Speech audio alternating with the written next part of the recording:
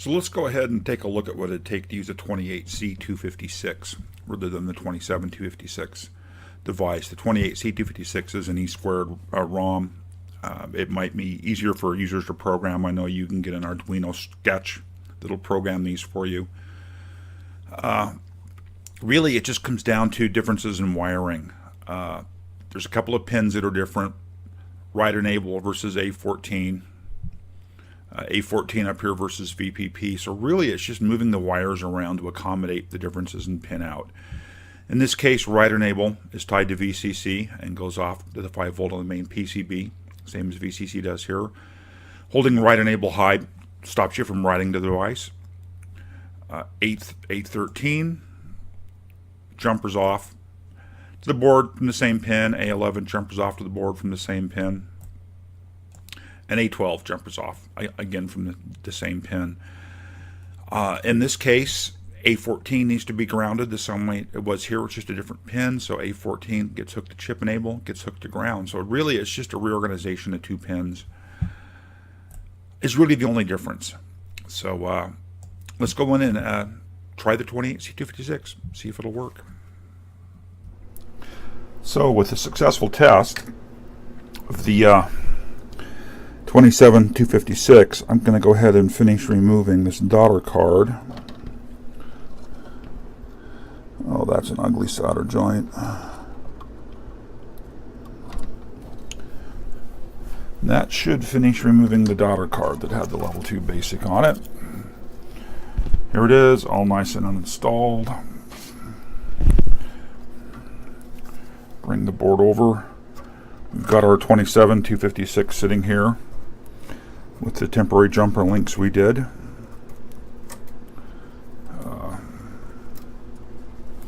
To test, and of course the test was a success. Let me go ahead and pull the EEPROM up out of the socket. I will set this board aside. We're going to move on to a 28C256 E-squared ROM, this guy right here. I've reworked our little drawing from before because the pinouts are slightly different. I've actually got the other working pinout that we designed from here. Get these both in shot. On the 27256, VPP was on pin 1 up here. It becomes A14 on the 28C256. And then there's a write enable pin added where A14 was. So those two pins are different. So what we need to do on this 28C256 is pull write enable high, so we'll just tie it to VCC. We got a ground A14 over here because we're only using the first half of the device, and then the other three connections will be the same. So really the mod is the same as it was for the other device, and that is take pins 28 and 27 and bend them out.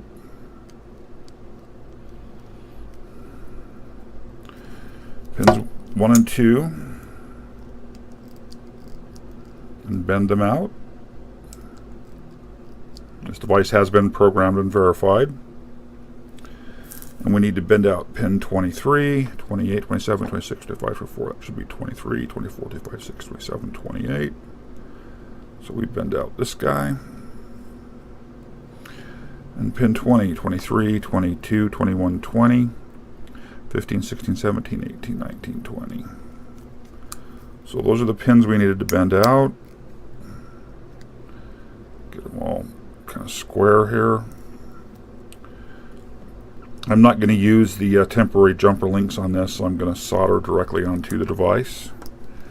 In this case, same thing here. I'm going to trim off the actual pins that go into the printed circuit board just to make the install a little bit cleaner.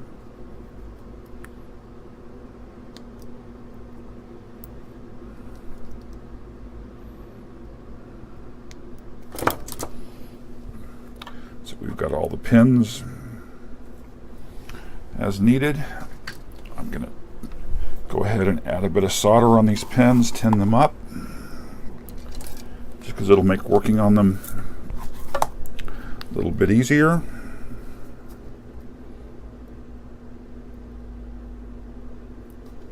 I've got the wrong glasses on for this.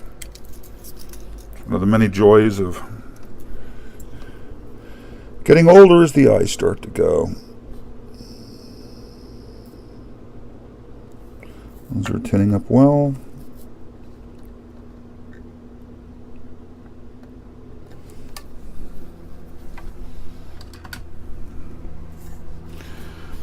I need the first two pins to be tied to VCC, and I'm just simply going to wrap a piece of wrap wire between them. I don't need any insulation on the wire, as it'll simply just be between them. It won't be exposed any place. So just a couple of loops. I will trim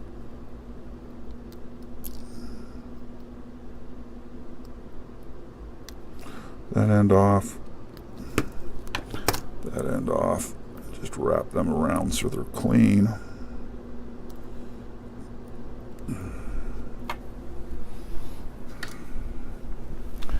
Apply a touch of solder.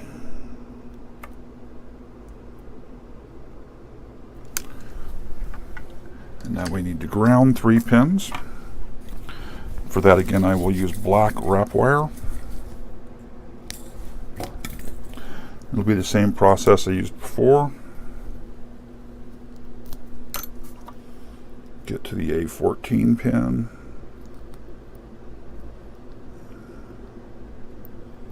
A few good wraps so it's nice and tight.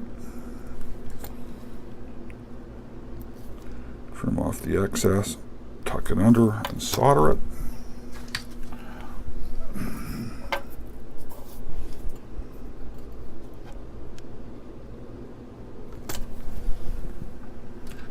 We need that to come to the output enable pin down here.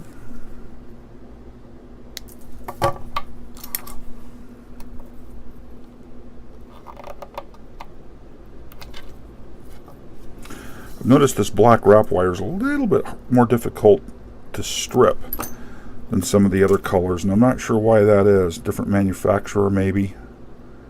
That takes a little bit more force. Get a nice wrap just so those will stay together.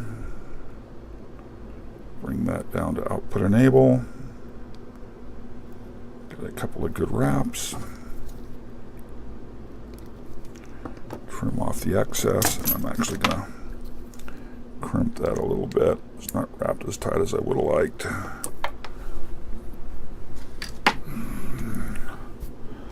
Go ahead and solder that up. Get ourselves a nice connection there. Now we've got the same issue with the VSS pin we had on the 27256 conversion, and that is we need the actual pin to go into the socket. So, although I need to make a good electrical connection to it, I'm going to make that connection up high in the knee where the pin bends, and apply minimal solder again to keep from getting solder down onto the pins themselves.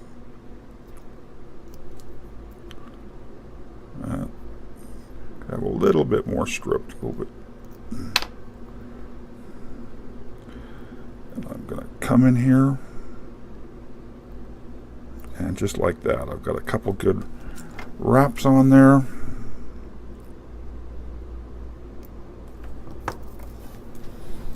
Want to solder that, but solder it up nice and high so we don't get excess solder down onto the pin. So it'll still fit well into the socket.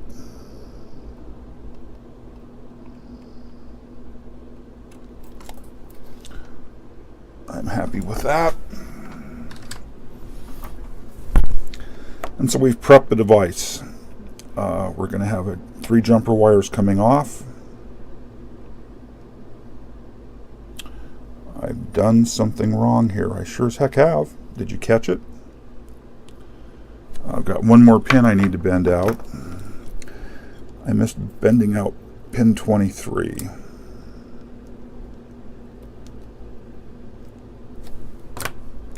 which picks up the orange wire.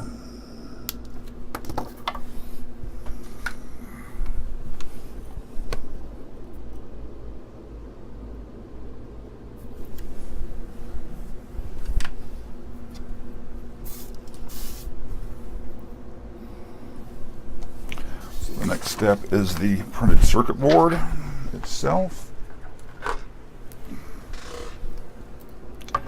which is right here. This ROM will go into this socket. Pins are splayed a little wide. Oh, this will be fun to do with the bent out pins. I'm working on bending the pins in more square, make it easier to get into the socket. This device was going to pull. Don't know what it got pulled from. It's in the socket. I need this VCC lead to come around to the power pins. So this will be a semi-permanent install.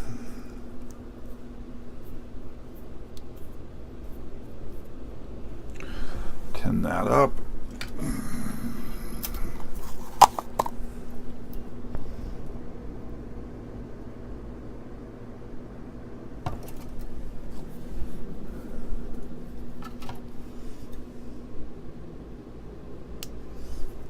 Trim it to size and tack it on. We have power brought up to the socket. The next lead will be the blue lead, and it'll wrap around the device over to here. I'm going to keep pretty much the full length.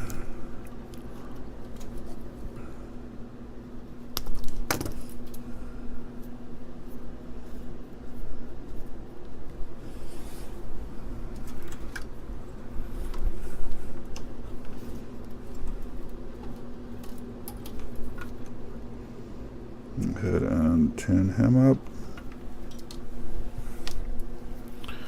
Trim him down to an acceptable length. And that is going to wrap around to, should be this pin right here, yes.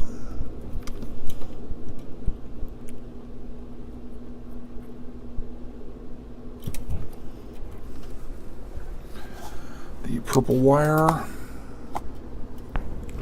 goes to A11 there. I actually want to leave a bit of length so it doesn't cover up that hole.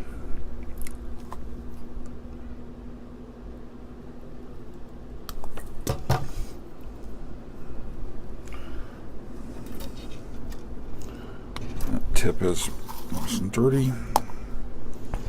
Tin him up. Length is okay. And he comes around to... It's always hard to solder left-handed. You've seen me potentially do it here before.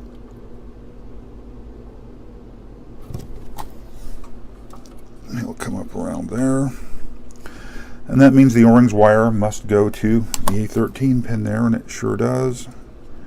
And he's going to come along the same path at about that length.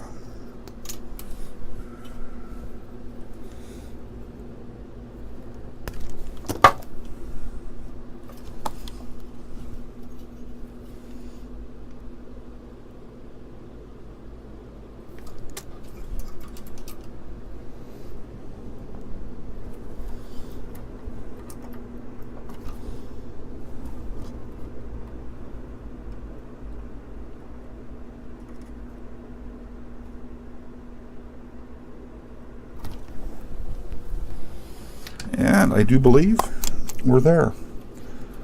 Kind of route these wires out of the way if I can a bit.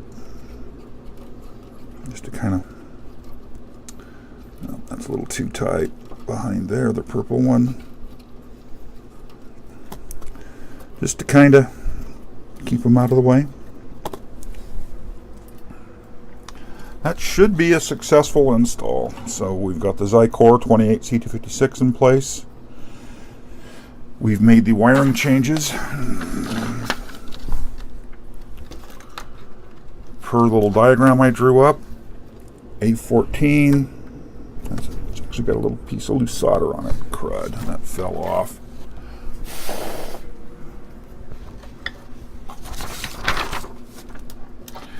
A14 comes over to output enable. Kind of hard to see all this and around the ground. Hands are in the way. Purple to A11, orange to A13, blue to A12, and VCC. This hopefully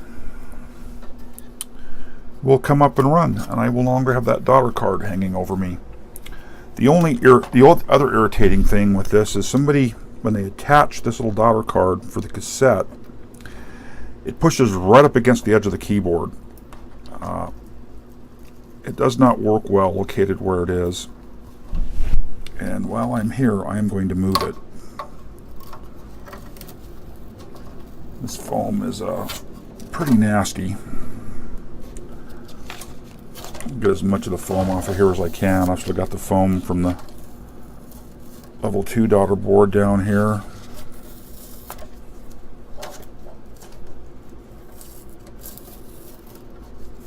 Hopefully I'm not generating large amounts of ESD futzing around in this foam.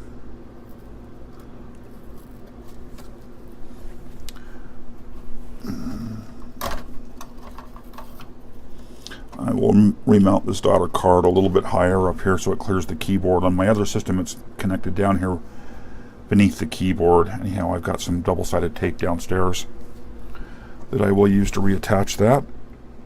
And we'll take this guy downstairs and test it. So I've used a bit of double-sided tape to move the little cassette board out of the way. This is the video cable. Always make sure before you plug in. This is the power cable. The monitor is on. The unit's back together. The keyboard's attached. Memory size, and we should have a little surprise here. Shadowtron blog level 2. So while I was programming the 28C256, I went ahead and changed the banner here to reach Shadowtron blog just to do it, just to kind of personalize the system. So there it is. We've seen a 28C256 and a 27C256 both be adapted to store level 1 or level 2 basic. We've successfully removed the daughter card. The tape is still on the board there, but that daughter card is no longer flapping around in the breeze. The system has also had the keyboard cable modification I've done, which makes it a little easier to take apart and put together. This is my main system because it's got this nice gold-plated adapter on here, so you get much better connections out to the expansion interface. So there it is. It's another successful mod.